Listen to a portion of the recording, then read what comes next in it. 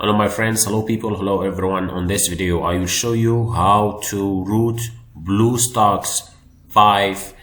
It's very easy way. Okay, so the first thing you need to do is make sure BlueStacks 5 it's closed. Okay, don't open BlueStacks. Okay, so after that you will go to file browser, okay, and go where you put the BlueStacks. So I'm already installed on the C, so I click here and make sure, please make sure this option is on. Okay, so go to view here and go to show and make sure this file name extensions and hidden items it's on. Okay, because we need to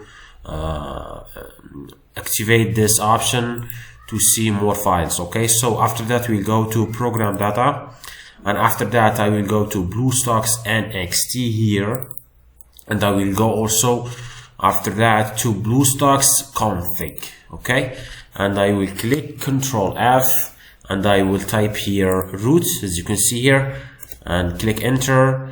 Okay, we will find this, not this, is we will click enter again, and this is the line that we need to edit something on it. Okay, so we type here on the 0 1, okay, and go here again and click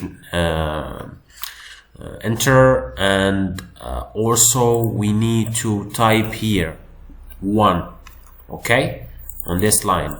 After that we'll close that and we'll go to file, click save or Control S. Okay, I will go back, I will close that, and right now I will put, or I will open, sorry, BlueStacks 5. Okay, and to know if BlueStacks 5 is rooted or no, you need to install root checker application. You can find this application on Play Store. Okay, so I already installed this app. You can find it here on Play Store. Okay, we'll open this Play Store, and as you can see here, this is the application. Okay, so I will go back here, click root checker, and I click verify, and congratulations, root access is properly installed on this device. So the method is working 100%. So if you need help or something, you can tell me on the comments. Don't forget please to subscribe to my channel, like the video,